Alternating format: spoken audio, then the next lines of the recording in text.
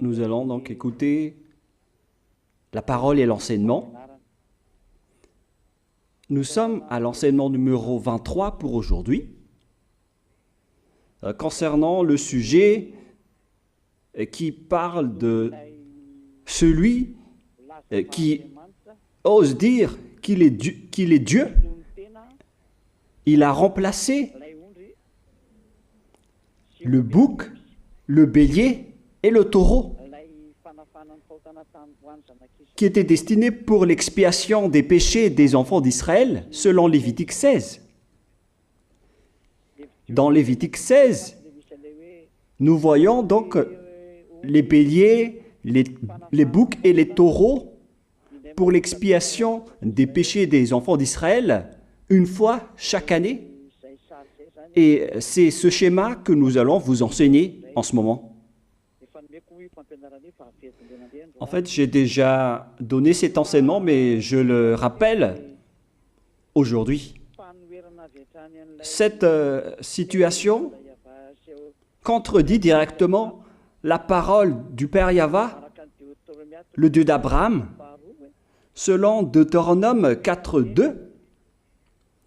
Ne rajoutez rien et ne retranchez rien aux paroles. C'est dans Deutéronome 4.2 et aussi dans Deutéronome chapitre 13, à partir du verset 1, ou Deutéronome 12, 32. Nous allons donc lire maintenant Deutéronome 12, 32, car nous avons déjà vu autrefois le Deutéronome 4.2. Donc dans Deutéronome 12, 32, vous observerez et vous mettrez en pratique toutes les choses que je vous ordonne. Vous n'y ajouterez rien et vous n'en retrancherez rien. Voilà donc dans le Deutéronome 12, 32. Et dans Deutéronome 4.2, je vais répéter, Deutéronome 4.2, vous n'ajouterez rien à ce que je vous prescris et vous n'en retrancherez rien, mais vous observerez les commandements de Yahva, votre Dieu, tels que je vous les prescris. Cette parole précise bien alors que il ne faut pas rajouter ni retrancher les paroles que je vous ai données. De quelles paroles parle-t-on? Nous allons lire Lévitique chapitre 16 pour voir quelles sont les lois d'expiation des péchés pour les enfants d'Israël. Les voilà. C'est dans Lévitique chapitre 16, verset 3 d'abord, pour commencer. Voilà donc ce qu'on ne doit pas changer, alors que nous avons tous su, nous avons tous vu qu'ils les ont remplacés par Jésus ou Jesus. Ce n'est pas une diffamation, nous le voyons tous. Alors que chacun réfléchisse. Lévitique chapitre 16, verset 3. Voici de quelle manière Aaron entrera dans le sanctuaire. Il prendra un jeune taureau pour le sacrifice d'expiation et un bélier pour l'holocauste. Voilà, nous le voyons tous clairement, cette parole. Il existe donc le fait d'apporter un jeune taureau pour le sacrifice d'expiation, ainsi qu'un bélier pour l'holocauste. Verset 5. Il recevra de l'assemblée des enfants d'Israël 2 boucs pour le sacrifice d'expiation et un bélier pour l'holocauste. C'est-à-dire, en même temps, il y a un sacrifice de taureau, de bélier et de bouc. Lévitique chapitre 16, toujours, mais dans le verset 34. Ce sera pour vous une loi perpétuelle. Voilà. Il se fera une fois chaque année l'expiation pour les enfants d'Israël à cause de leurs péchés.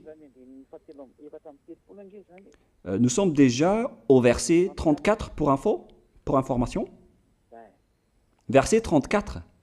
Voilà. Ce sera pour vous une loi perpétuelle. Quelle est cette loi perpétuelle? C'est le fait de sacrifier les béliers, les boucs et les taureaux qui vont être tués pour sacrifice, pour l'expiation des péchés des enfants d'Israël. Selon le verset 34, ce sera pour vous une loi perpétuelle. Il se fera une fois chaque année l'expiation pour les enfants d'Israël à cause de leurs péchés. Il y a une partie de votre texte qui est cachée en bas. À cause de leurs péchés. Voilà. Ici, donc, c'est bien clair que l'expiation du péché qui se fait une fois chaque année pour les enfants d'Israël, qu'on ne peut ni ajouter ni retrancher, ce sont les sacrifices des béliers, de taureaux et de boucs. On ne peut pas changer cela. On ne peut pas les remplacer en Jésus ou en Jesus. C'est une loi perpétuelle. Donc, si vous observez les 10 commandements, vous devez apporter des sacrifices de taureaux, de béliers et de boucs si vous voulez être expié de vos péchés. Voilà le schéma. Alors que, en réalité, la situation pour les religieux étranges, on ne voit pas ce qu'il veut en venir, mais ils ont osé intégrer Jésus ou Jesus pour remplacer le bélier, le taureau ou le bouc. Et ce sont eux-mêmes qui le confirment jusqu'à aujourd'hui. Nous voyons tous donc ici que Jésus ou Jesus n'est qu'un imposteur, un hors-la-loi. Et les hors-la-loi sont des envoyés du diable. Le diable, il a commis le péché depuis le commencement. Ce sont des transgresseurs de la loi. Donc c'est prouvé ici que Jésus est un hors-la-loi. Nous allons lire la parole, poursuivre, dans 1 Jean, chapitre 3. 1 Jean, chapitre 3, à partir du verset 4. Quiconque pêche transgresse la loi, et le péché est la transgression de la loi. Voilà, c'est bien clair que c'est le péché qui est la transgression de la loi. Un pécheur, donc, c'est un transgresseur de la loi. Et un hors-la-loi, c'est un pécheur.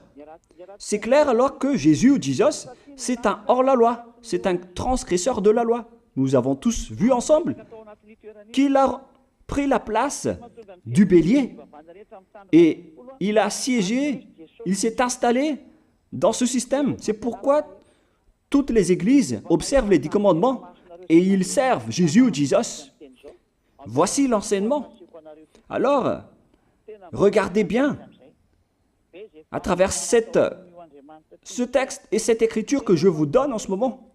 Et soyez conscients, ça suffit maintenant d'écouter ces faux dieux, c'est déjà trop. Tant pis pour vous si vous allez encore les écouter. Soyez conscients que ce schéma n'est plus correct. Beaucoup de gens me diffament à cause de ce que je fais en ce moment. Ils ne supportent pas la vérité. Mais ça dépend de chacun de vous. Et moi, je vous avertis, pour vous qui vont être baptisés et qui veulent être baptisés, mais qui entendent les diffamations et les critiques des autres, ne croyez pas en cela. Ce ne sont pas du tout vrai. La parole de Élia est directe. Ce ne sont que des mensonges. L'ôtement du péché, ce sont des personnes qui sont non-pécheurs qui peuvent le faire. Ce n'est pas logique de dire que les fidèles sont ôtés des péchés et le leader est un pécheur. Ce n'est pas du tout écrit dans la Sainte Écriture. Ce qui est écrit dans la Bible, c'est que le bon arbre donne de bons fruits et le mauvais arbre de mauvais fruits. Et le bon arbre ne donne jamais de mauvais fruits, et le mauvais arbre ne donne jamais de bons fruits. Ce sont les bons arbres qui donnent des bons fruits, et les mauvais arbres qui donnent des mauvais fruits. Et donc, si l'ambassadeur de Yahushua, Zedia Elia, a produit des personnes qui ne pêchent plus, alors il est bon, il est une bonne personne. Il n'a jamais fait aucun mal, même pas le moindre mal. Voilà donc la leçon pour vous, car dans le cadre de ce baptême qui va arriver, il y a beaucoup de diffamation et de critiques. Donc je vous conseille de ne pas écouter cela, car ce n'est pas du tout la vérité. Ils font ça juste pour diffamer et blâmer la bonté de Yahushua, alors ne les suivez pas. Donc là, on voit bien que ce n'est pas de la diffamation. Nous avons tous vu ensemble. Je vous ai donné la parole. On a tous écouté et vu ensemble. On a jugé ensemble. Est-ce que ce Jésus ou Jésus a fait la vérité? Est-ce qu'il a dit la vérité ou pas? Si nous avons vu le livre de Moshe, venant du Dieu d'Abraham, qui a dit « Ne rajoutez pas et ne retranchez pas à ma parole ». Nous avons vu alors que ils ont remplacé par ce Jésus ou Jésus les sacrifices d'expiation du péché, en disant après que c'est ce dernier qui ôte les péchés. Ce n'est pas du tout vrai. Celui qui peut ôter les péchés selon les 10 commandements, c'est le bélier, ou bien le taureau, ainsi que le bouc. Ce sont ces bêtes qui peuvent ôter les péchés. Si vous entendez du bruit, c'est qu'il pleut gravement ici. Et même moi, je suis obligé de parler à haute voix. Mais j'espère que vous m'entendez très bien. Et nous allons toujours continuer la parole.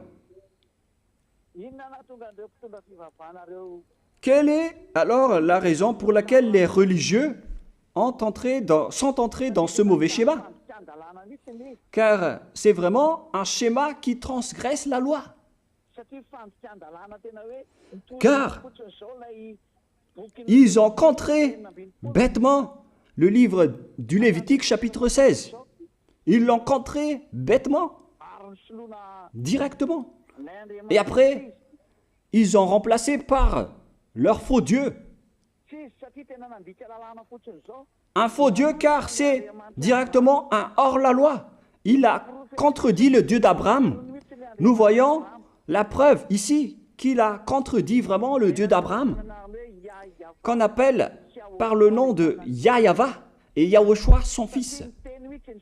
Car ce Dieu d'Abraham, il a bien dit qu'il ne faut ni ajouter ni retrancher à ses paroles. Il faut les observer car ce sont les commandements de Yahva, ton Dieu. Et ces lois qu'on ne doit pas rajouter ni retrancher veut dire qu'il ne faut pas toucher au Lévitique chapitre 16, car c'est ce livre qui ôte les péchés. Alors que nous voyons tous que personne ne le pratique plus. Si les 10 commandements, si les prêtres et les pasteurs pratiquent bien les 10 commandements, alors ils doivent faire le sacrifice de bélier et de taureau et de bouc pour l'expiation de leurs péchés. Alors que nous voyons tous que personne ne le fait plus. Alors qu'en même temps, ils observent les 10 commandements. C'est donc de la transgression de la loi. Et en plus, ils ont enlevé le Lévitique 16 en le remplaçant par Jésus ou Jesus. C'est-à-dire qu'ils ont contredit la parole du vrai Dieu, le Dieu d'Abraham. Et est-ce que vous allez encore oser contredire cette vérité? Est-ce que vous allez encore dire que vous êtes dans la vérité, que vous êtes dans la justice? Mais qu'est-ce que vous cherchez? Vous cherchez à prier et à servir le Dieu d'Abraham. Si vous voulez servir le Dieu d'Abraham, vous n'allez pas enlever le Lévitique 16, vous allez restaurer le Lévitique 16. Mais est-ce que vous allez encore oser le faire? Est-ce que vous pouvez encore le faire? La réponse, non. Vous ne pouvez plus le faire. Alors que il s'agit de l'expiation de vos péchés. Et dans ce cas-là, c'est obligatoire de le faire. Et je vais m'arrêter un peu tout d'abord, car la pluie frappe très fort de notre côté. Même vous devez le sentir et l'entendre. Et que chacun réfléchisse. Et en même temps, vous allez préparer vos questions. J'ai expliqué l'essentiel jusque-là. Et après, je vais vous donner la raison pour laquelle ils ont fait cette grande folie en intégrant dans le Lévitique 16, à la place du Lévitique 16, leur faux Dieu. C'est vraiment de la transgression de la loi. Vous n'avez pas servi le Dieu d'Abraham. Il n'aurait pas dû faire ça jusqu'à la fin, car il a dit qu'il ne faut pas ajouter ni retrancher à ses paroles, alors que vous avez osé le contredire et les changer. Nous allons donc voir maintenant dans Psaume chapitre 40, quelle est la raison pour laquelle les prêtres et les religieux ont arrêté le Lévitique 16 en le remplaçant par Jésus ou Jesus pour remplacer les boucs, le bélier et les taureaux. Et je vais vous expliquer la raison. Et eux, ils ne peuvent pas le nier car ils l'ont fait. Et si, par exemple, ils ne connaissent pas, alors il ne faut plus faire du n'importe quoi. Il faut que vous soyez enseigné par Élia, si vous voulez encore sauver votre esprit. Mais si vous ne voulez pas, alors tant pis pour vous et assumez les conséquences. Psaume chapitre 40, versets 6 à 8. Psaume 40, versets 6 à 8. Si jamais je vais arrêter l'appel, ce serait à cause de la forte pluie. Mais je vais couper encore un peu pour que la parole soit bien transmise pour vous. Voilà donc le dégât qu'ils ont subi. Tu ne désires ni sacrifice ni offrande. Tu m'as ouvert les oreilles. Là, ils ont bien entendu et écouté que Dieu ne désire plus leur sacrifice et tout ce qui concerne ce sujet. Tu ne demandes ni holocauste, ni victime expiatoire. Ici donc, on est arrivé au stade où on n'a plus besoin des sacrifices. D'après ce schéma, alors, le Lévitique 16 a été supprimé. Et logiquement, puisque c'est une alliance qui a été détruite, alors on ne peut plus y entrer, car on ne peut pas ajouter ni retrancher aux paroles. Et donc, si on ne peut pas y entrer d'après la parole qui dit qu'on ne peut pas rajouter ni retrancher, si le Dieu d'Abraham a interdit le sacerdoce, alors logiquement, vous ne devez plus y entrer. Sinon, vous allez vous autoproclamer en tant que pécheur à jamais, alors que les pécheurs et les malfaiteurs n'iront jamais au ciel des cieux. C'est clair alors que c'est devenu un sens interdit, les 10 commandements et les lois de Moïse d'après ce schéma, car c'est la relation avec le Père Yahva qui a été détruite, qui a été supprimée, car il n'y a plus d'expiation de péché pour vous. Alors vous êtes fous si vous allez encore entrer dans ce schéma. C'est pourquoi on a besoin d'une nouvelle alliance, car l'alliance des 10 commandements et les lois de Moïse ne sont plus correctes. C'est devenu supprimé, car on ne peut plus faire le sacerdoce, mais les religieux ainsi que les faux dieux, ils ne se sont pas... ils ont facilité les choses en intégrant leur faux dieu à la place du bélier, du bouc et du taureau. Et voilà, c'est bien clair.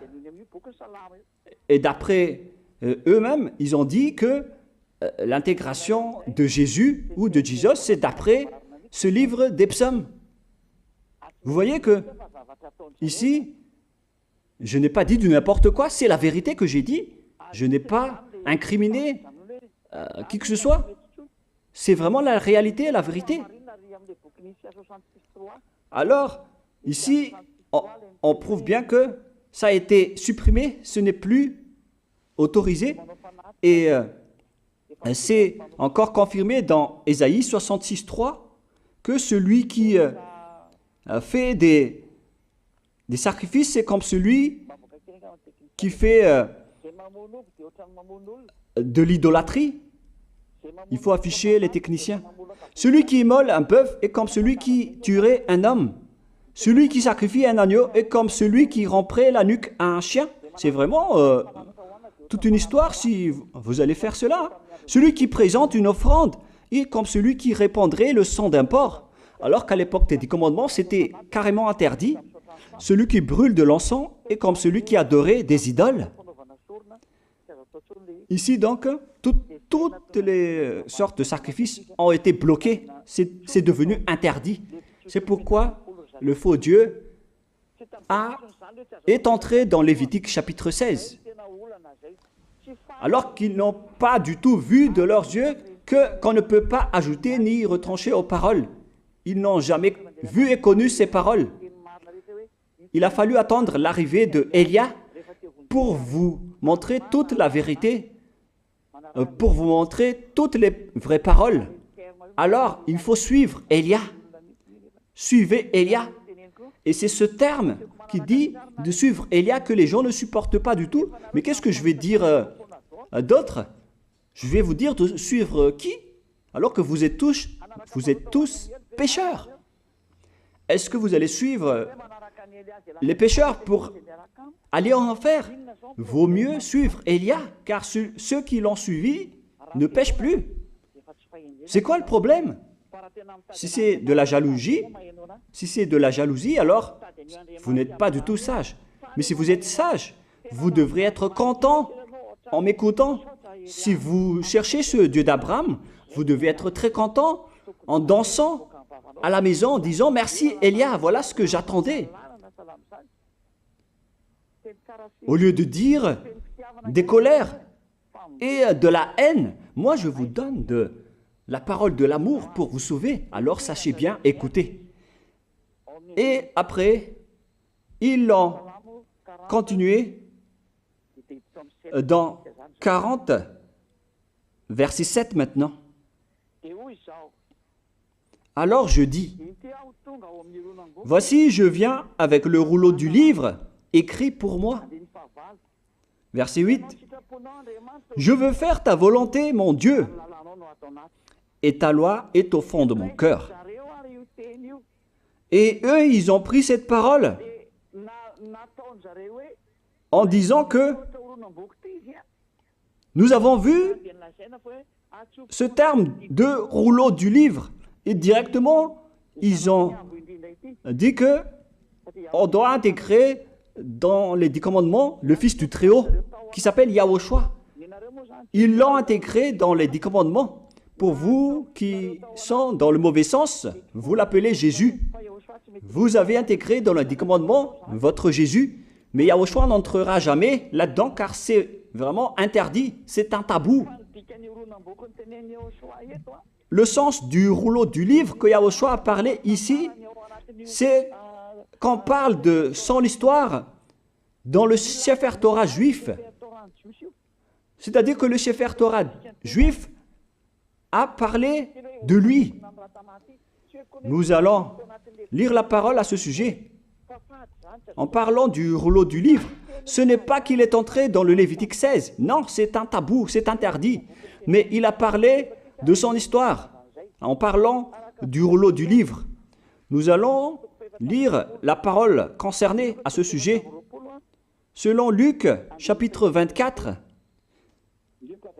verset 44. Luc 24, 44. Puis il leur dit, « C'est là ce que je vous disais lorsque j'étais encore avec vous, qu'il fallait que s'accomplisse tout ce qui est écrit de moi dans la loi de Moïse dans les prophètes et dans les psaumes. Toutes les paroles qui parlent de lui, dans la loi de Moshe, dans les prophètes et dans les psaumes. C'est ça qu'on parle ici. Mais il n'a jamais dit qu'il va remplacer le Lévitique 16. Au contraire, c'est un tabou, c'est un blasphème devant le Père Yahva, qui a déjà dit qu'il ne faut jamais ajouter ni retrancher ses paroles. Donc, les paroles qui parlent de lui, ce sont les paroles de la nouvelle alliance qu'il va instaurer, qu'il va exécuter. La raison pour laquelle il sera crucifié, c'est qu'il va instaurer la nouvelle alliance en versant son sang. Voilà de 1.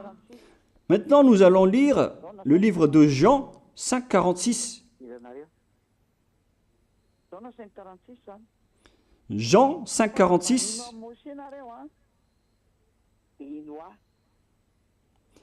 Alors, car si vous croyez en Moshe, vous me croiriez aussi, parce qu'il a écrit de moi.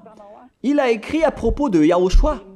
C'est pourquoi on parle du rouleau de livres qui a écrit pour lui. Et Moshe aussi a participé à son histoire en parlant de lui. Mais ce n'est pas que on a supprimé le Lévitique 16 en remplaçant par le fils du Très-Haut. Non, ce n'est pas du tout cela. Il y a beaucoup de paroles qui a parlé de lui depuis les lois de Moshe, depuis les prophètes et depuis les psaumes. C'est pour ça qu'on parle du rouleau du livre qui a écrit à propos de lui. Mais ce n'est pas que vous allez supprimer le Lévitique 16 en le remplaçant par le fils du Très-Haut. C'est vraiment une abomination de votre part. Je vous ai donné maintenant l'explication. Il ne faut pas rajouter ni retrancher aux lois de Moshe. C'est une alliance en bonne forme qu'on ne peut pas toucher ni enlever. C'est dans Galates 3,15. Galates 3,15. Une disposition en bonne forme ne doit pas être changée ou transformée. Les lois de Moshe, c'est une alliance en bonne forme qu'on a versé le sang de Zébu en plus. Donc on ne peut ni retrancher ni rajouter. Le pire alors, c'est que vous qui êtes les fidèles de Jésus, vous l'avez intégré dans les lois de Moshe en remplaçant le Lévitique 16. On parle de votre Jésus ou Jesus. Je vous pose la question, est-ce que vous oserez dire que vous n'êtes pas pécheur à ce sujet? Car c'est vraiment de la transgression de la loi de la part de votre faux Dieu. Donc s'il est pécheur, alors logiquement vous êtes aussi pécheur. Et vous-même, vous avez dit que vous êtes pécheur. Voilà ce que vous avez fait. Et vous n'allez jamais être épargné. C'est pourquoi je vous appelle tous maintenant. Soyez baptisés et sauvez votre chemin, c'est-à-dire votre esprit. Sauvez votre esprit car il ira en enfer si vous ne le sauvez pas. Nous allons nous arrêter jusque-là maintenant car la pluie frappe forte de l'autre côté et que chacun réfléchisse et on revient après. Pour vous qui serez baptisés bientôt, l'explication est claire. Alors prenez une décision maintenant. N'écoutez jamais les diffamations qui sont faites par les diables. Ce sont eux qui vous empêchent d'aller vers la vérité. Ne soyez plus des poubelles dans votre conscience. N'acceptez plus cela. Il faut écouter l'envoyé du ciel des cieux, c'est-à-dire moi. Maintenant que la pluie a cessé, vous pouvez donc entrer dans vos questions. Voilà l'explication. Vous avez fait du n'importe quoi avec votre faux Dieu. C'est votre faux Dieu qui a péché au commencement. Et logiquement, donc, vous avez tous aussi transgressé la loi avec lui. Et maintenant, vous êtes tous dans le péché.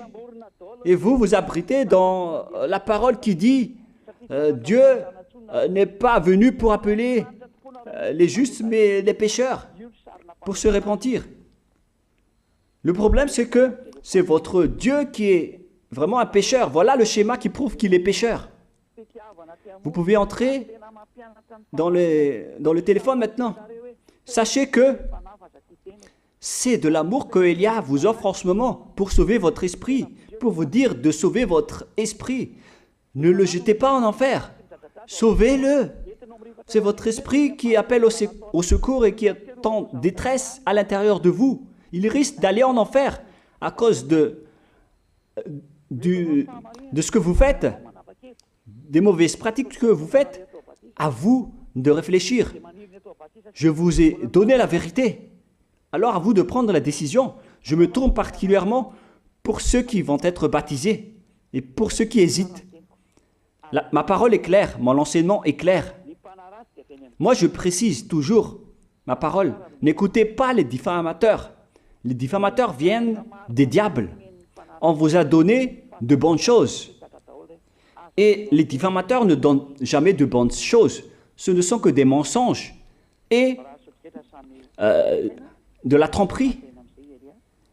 Alors, ne les suivez pas, sinon vous allez le regretter. Je vous souhaite à tous le meilleur pour être conscient. J'attends vos questions alors. Pour vous qui cherchez la vérité afin d'avancer dans le baptême, pour vous qui hésitez, posez vos questions. Alors, si vous n'hésitez plus, il faut venir tous demain pour inscrire votre nom dans le baptême. Avancez tous. N'écoutez plus les diffamations. Faites bien attention, car les diables doivent toujours diffamer. C'est leur rôle. S'ils ne font pas ça, alors ce ne sont pas des diables. Mais ce sont vous qui devez réfléchir. S'il y a quelque chose de vrai comme celle-là, est-ce que ça mérite d'être diffamé? Alors que le résultat de cet enseignement, ce sont des personnes qui sont ôtées de leur péché et qui ne pêchent plus. Même les policiers et les gendarmes seront très contents d'entendre cela. C'est-à-dire lorsque les personnes suivent l'ambassadeur de Yahushua, c'est-à-dire Elia, ils ne pêchent plus. Et à ce moment-là, ils vont applaudir, car nous facilitons leur travail. Car s'il y a des personnes qui sont ôtées de leur péché et qui ne font plus aucun mal, alors ça facilite les tâches des forces de l'ordre et des dirigeants. N'importe quel pays serait content pour cela, pour entendre des personnes qui ne pêchent plus. C'est vraiment le bonheur. Hein? La raison pour laquelle vous allez à l'église, c'est pour être ôté de vos péchés. Alors que le résultat, c'est le contraire. Vous êtes tous pécheurs.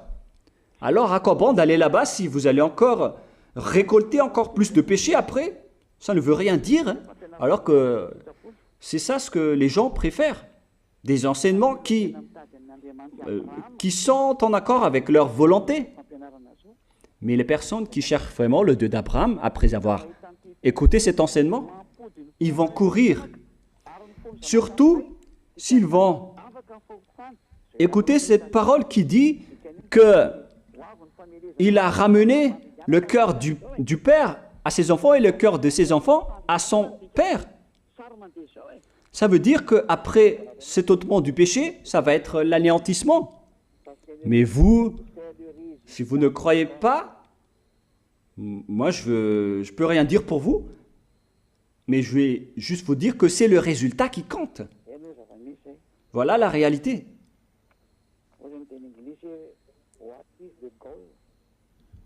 Quel est le résultat? Quel est le but? Le but, c'est le résultat. Je fais en même temps de la traduction libre. Quel est le résultat?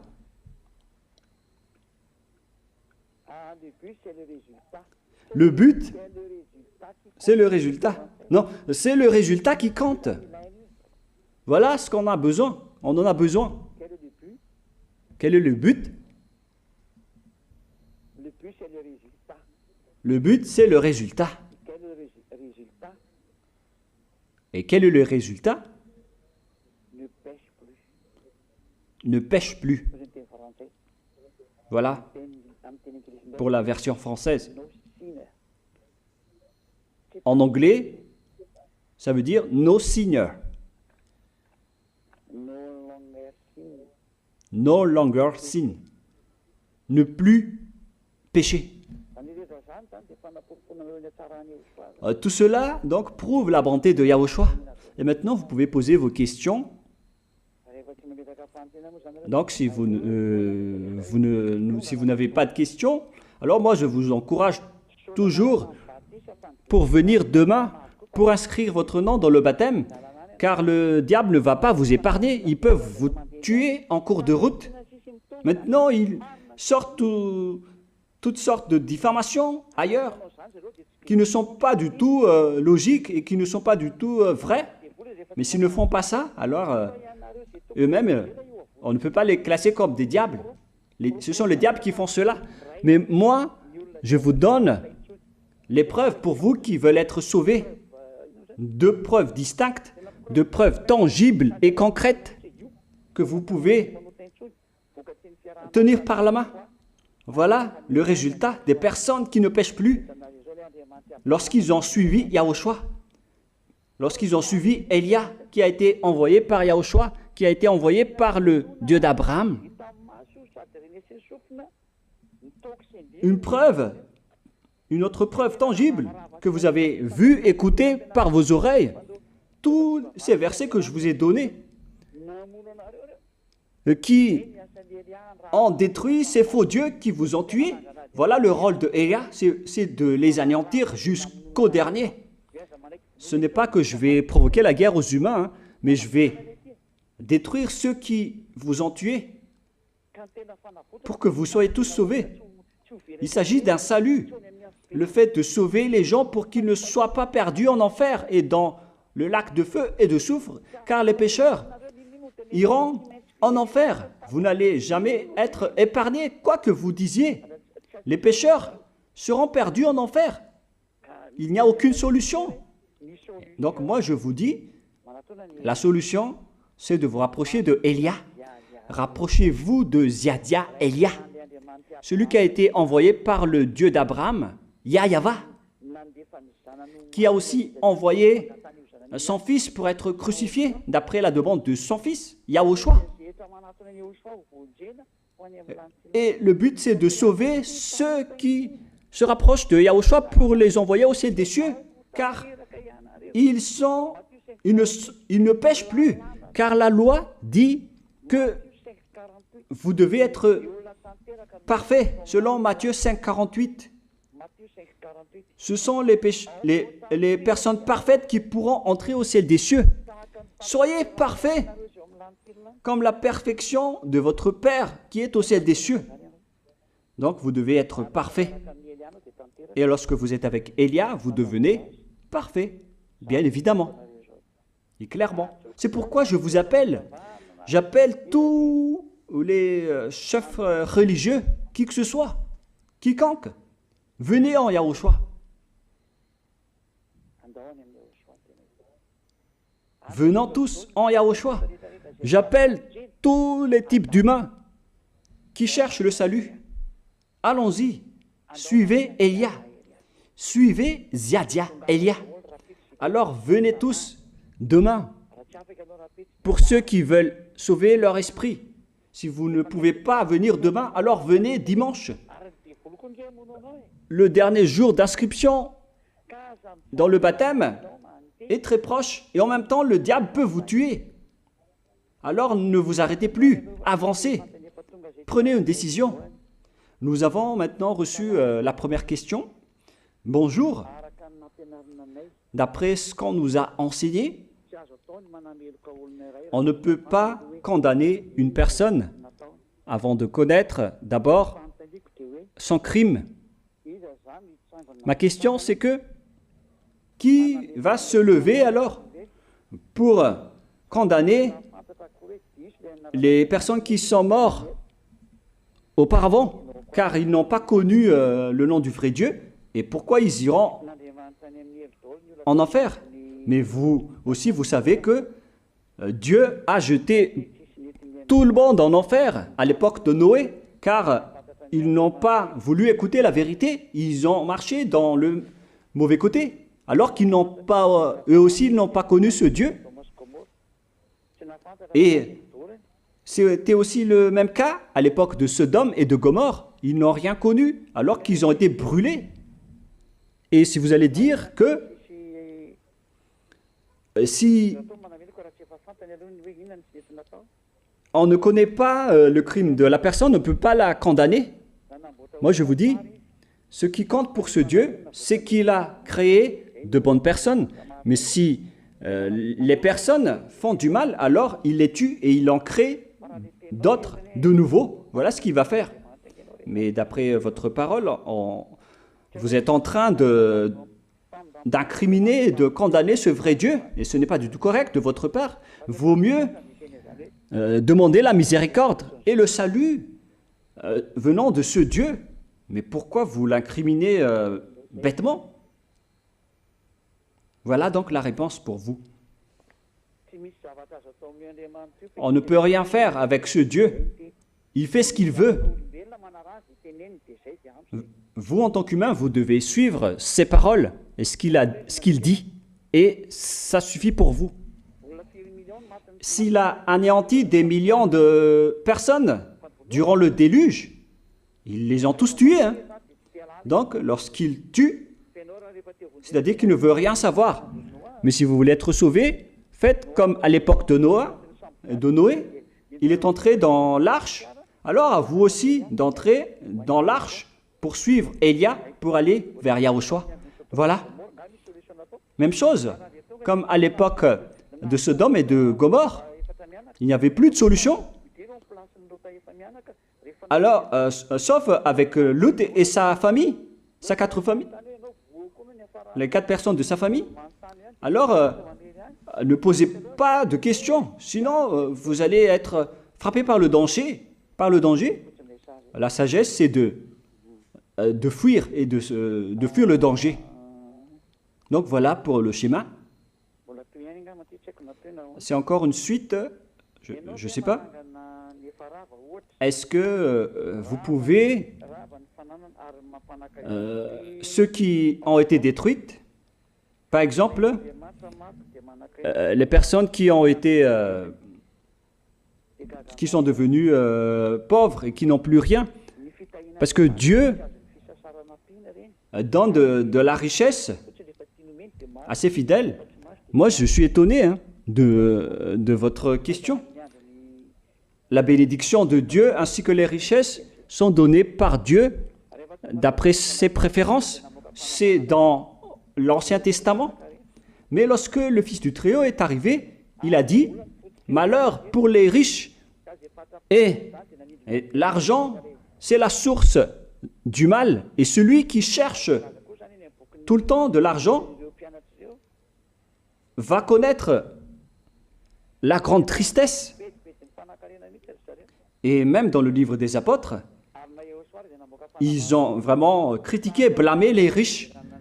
Et après, Yahushua a déclaré que c'est difficile pour les riches d'entrer au ciel des cieux. Et c'est facile pour un dromadaire d'entrer dans le trou de l'aiguille d'une aiguille. Et si vous dites que la vraie bénédiction de Dieu, c'est d'avoir de la richesse et de respecter ses lois. Mais nous, on respecte les lois de Yahushua et non pas les 10 commandements. Hein. Mais vous, voyez-vous, vous priez Dieu pour être riche. Vous ne pensez qu'à votre intérêt charnel. Vous ne cherchez pas à sauver votre esprit. Vous cherchez toujours des choses pour votre chair. Ne faites pas ça. Vaut mieux changer d'avis. Voilà pour cette question. Bonjour. Donc, vous aussi, vous étiez enfanté par Dieu comme Jésus. Non, je ne suis pas du tout comme ce Jésus. Hein. Excusez-moi. Donc, si c'est le cas, vous devez aussi avoir la lumière de Dieu et la lumière de Jésus en tant que Dieu. Moi, je vous ai déjà enseigné que ce Jésus, c'est un hors-la-loi et nous ne sommes pas avec les hors-la-loi. Répondez à ceci. Je vous ai donné le verset. Alors, répondez-moi. Est-ce qu'il a transgressé la loi ou pas ce Jésus? Mais tant pis pour vous. Ça dépend de vous si vous voulez aller vers la vérité. Ou si vous ne voulez pas, alors tant pis pour vous. Si vous voulez aller au ciel des cieux, alors il faut que vous me suivez. Alors, donc, est-ce que vous avez aussi été enfanté comme le Fils du Très-Haut? Moi, je ne vais pas lire le nom de votre Jésus car c'est un faux Dieu. Je ne vais pas faire cette publicité. Je n'entre pas du tout dans ce sens-là. La lumière de Dieu ainsi que sa grande lumière, c'est cette lumière que je vous donne. Les personnes qui sont avec moi ne pêchent plus. La lumière, ce sont des personnes qui ne pêchent plus, qui ne font plus aucun mal. Voilà la lumière et l'éclaircissement. Et ce que je vous donne là, c'est la parole de la lumière. Je vous ai donné des versets qui vous apportent la lumière et l'éclaircissement. Et c'est vraiment la lumière. Et c'est bien évident que celui qui l'a sorti, c'est la lumière. Élia, c'est une lumière qui est comme Yahushua, qui est le fondement de la lumière, venant du Père Yahva, le Dieu d'Abraham. Donc ceux qui ont suivi Élia sont devenus des lumières. Et Élia est la source de la lumière. Tous ceux qui sont avec lui sont ôtés de leurs péchés et sont dans le grand bonheur. Donc, je pense que vous avez tous obtenu la réponse, vos réponses. Il n'y a pas encore d'autres questions. Il n'y a que ces 3 questions. Donc, je vous souhaite à tous d'être bénis par Yahushua. Prions ensemble. Merci infiniment, Père Yahva, pour cette parole. Une parole qui conscientise les gens pour se retourner vers toi et pour faire rester fermes tous les enfants du Très-Haut, les personnes que tu as déjà choisies, pour qu'ils restent bien fermes dans le service, et pour ceux qui sont encore à l'extérieur, qu'ils courent vers Élia, car Élia et toi, Yahushua, vous êtes uniques. Merci infiniment, Père Yahva. Merci infiniment, Yahushua. Sauve les gens pour qu'ils soient intégrés au ciel des cieux, pour que les gens écoutent la parole, Père Yahva, Yahushua, toutes les paroles que j'ai montrées. Confirme toutes mes paroles, Yahushua et Père Yahva, pour la gloire de vos noms si saints. Merci pour ta bonté et pour ta grâce. Au nom de toi, Yahushua, je fais toutes ces prières. Alléluia, Amen. Donc, je vous souhaite à tous d'être bénis par Yahushua et à demain. Au revoir.